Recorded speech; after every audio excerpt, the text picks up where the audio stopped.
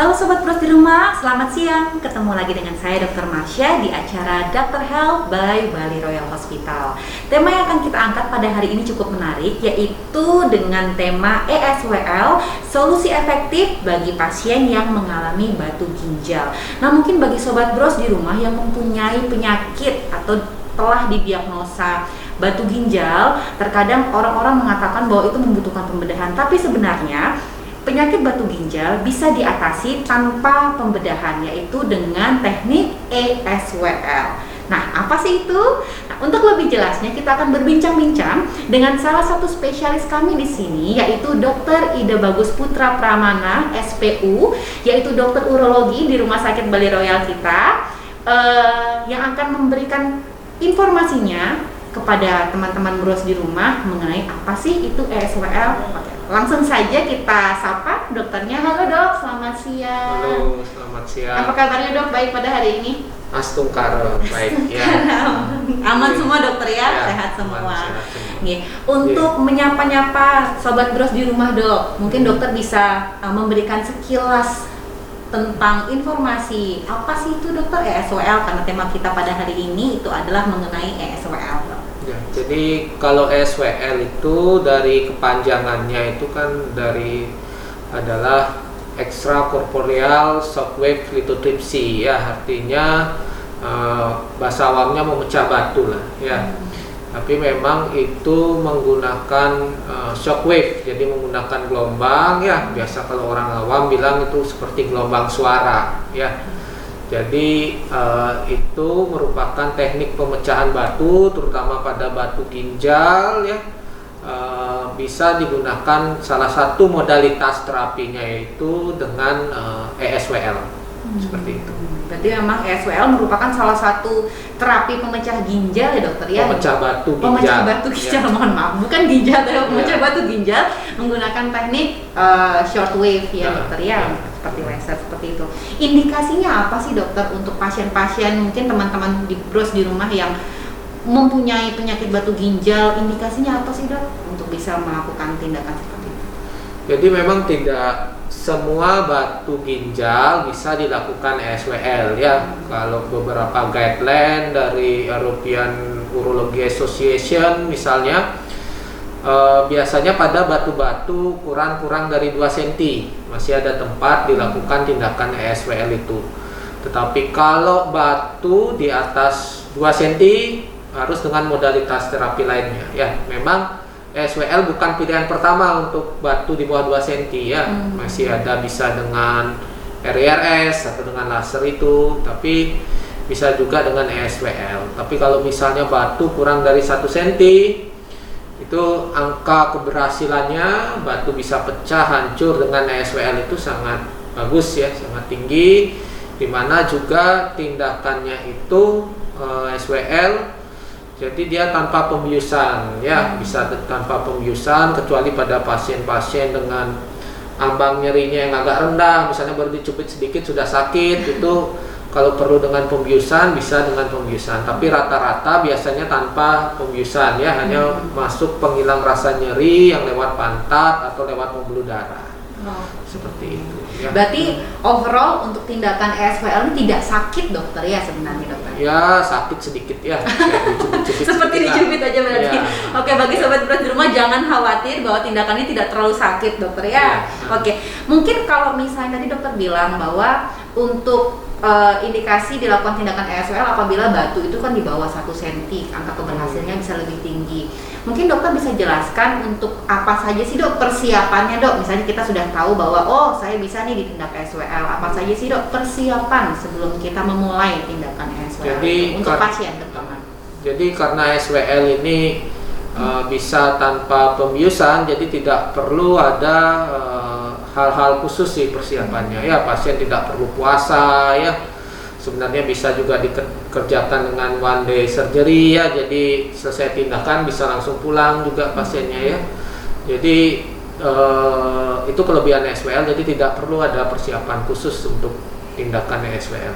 Ya. Berarti memang bisa makan, minum sebelum tindakan, bukan bisa dokter ya? Ya bisa, jadi tidak perlu puasa. Tidak perlu ada persiapan-persiapan lain yang khusus seperti itu dokter.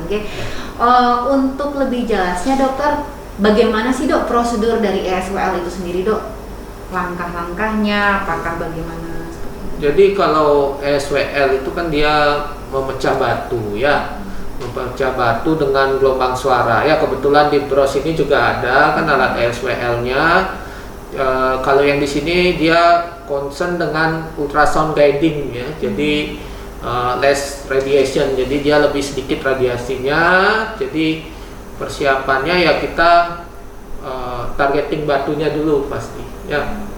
Jadi targeting batu, setelah itu kita dapat target batunya, kita lakukan penembakan ya, penembakan dengan shockwave-nya itu ya.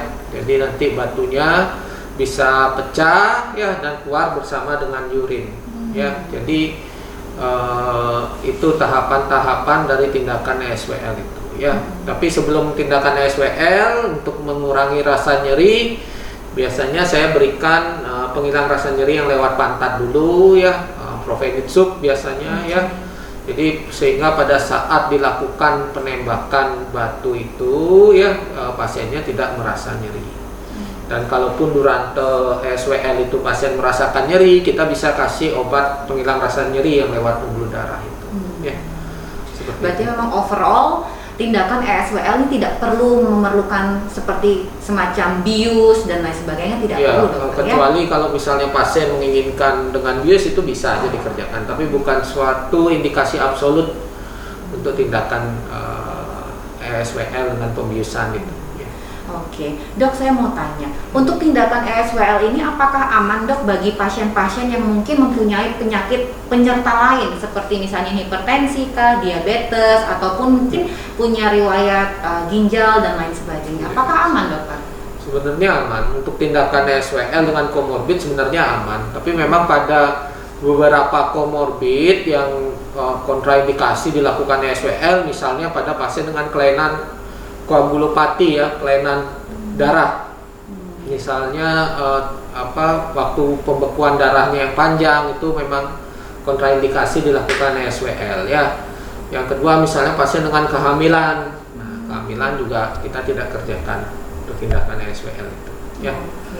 Berarti memang ketentuan-ketentuan yang tidak diperbolehkan seseorang itu untuk mengikuti tindakan ESWL ini adalah seperti kehamilan, ataupun mungkin ada sobat-sobat bros di rumah yang mempunyai kelainan terhadap darah dokter ya, faktor-faktor pembekuan darah. Oke dokter, efek samping dari ESWL ini apa sih dok sebenarnya dok? Mungkin sobat bros di rumah ingin tahu kan, mungkin ingin mencoba tapi takut terhadap efek sampingnya.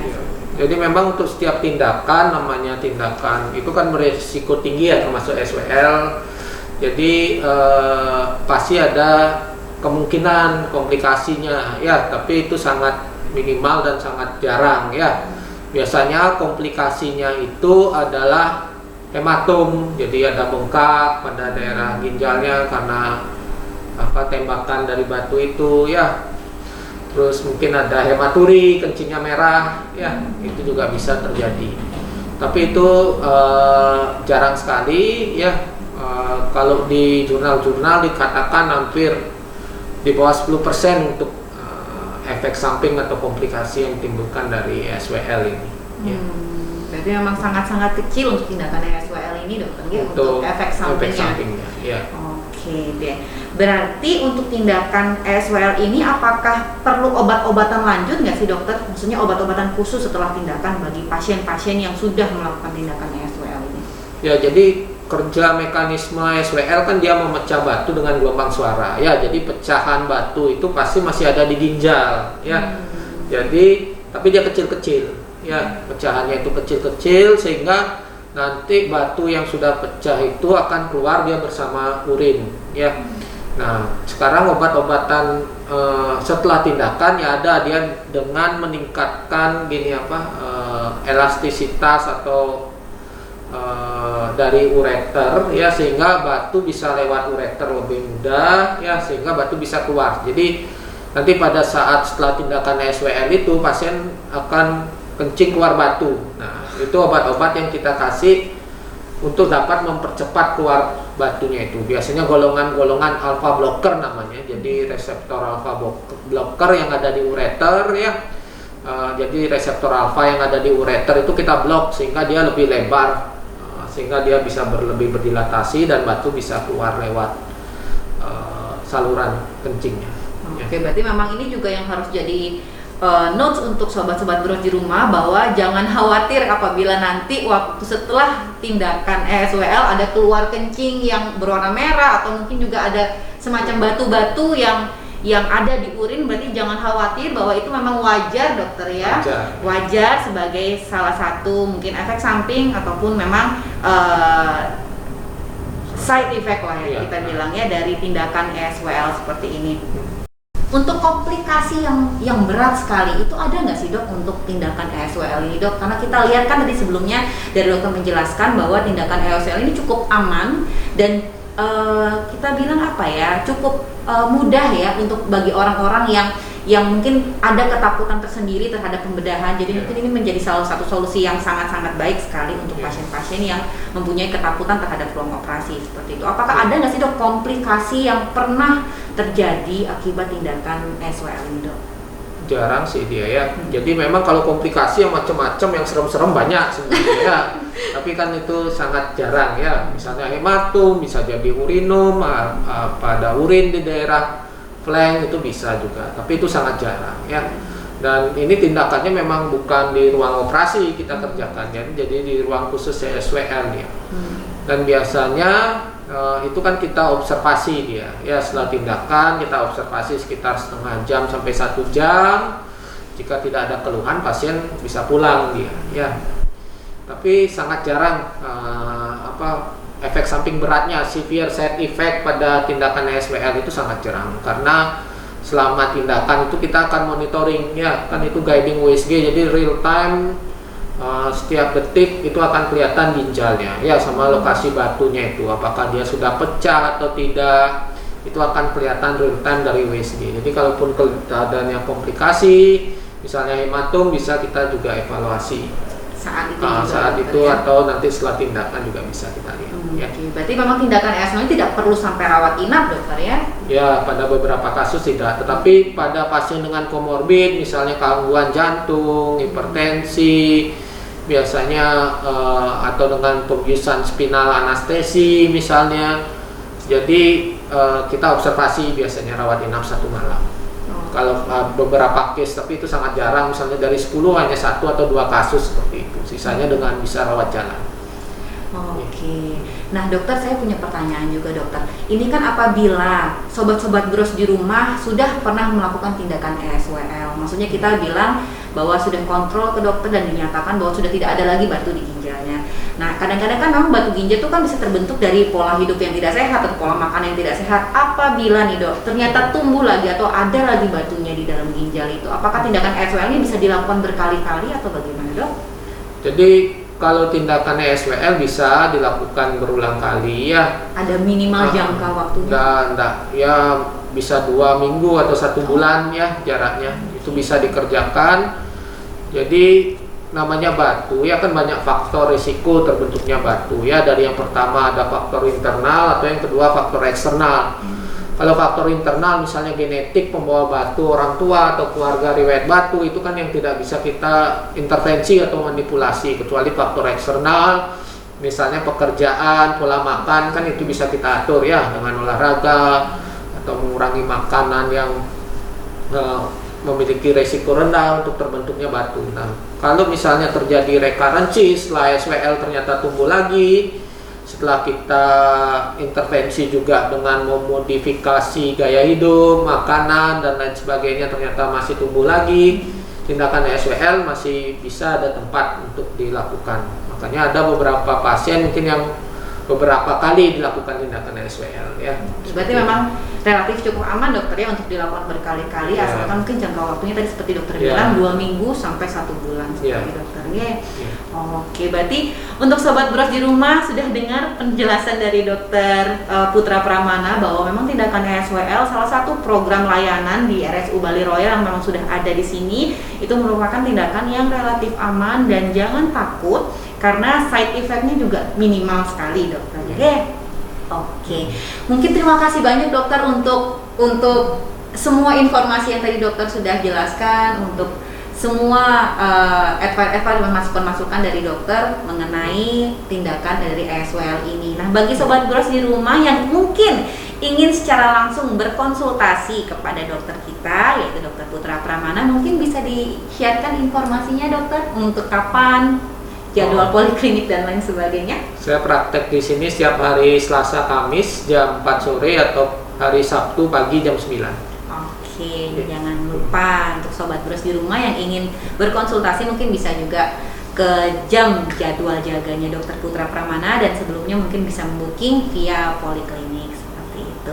Nah, terima kasih banyak dokter untuk perbincangannya dan ilmu-ilmunya yang sudah kita dapatkan dan dengarkan dari tindakan ESWL ini, dan mungkin semoga bisa bermanfaat bagi sobat Bros di rumah yang mempunyai keluhan ataupun memang terdiagnosa dengan batu ginjal yang mungkin ingin mencari second opinion untuk tidak melakukan tindakan pembedahan, yaitu bisa dengan cara tindakan ESWL seperti itu. Baik sobat Bros di rumah, demikianlah acara Dr. Health pada hari ini mengenai tindakan ESWL, yaitu suatu solusi yang dimana bisa menjadi salah satu alternatif bagi teman-teman Bros di rumah yang mungkin takut terhadap tindakan pembedahan. Nah, apabila ada salah-salah kata, kami mohon maaf, dan saat ini kami pamit undur diri dan sampai ketemu lagi di acara Dr. Health berikutnya. Salam Bali Loyal, we care.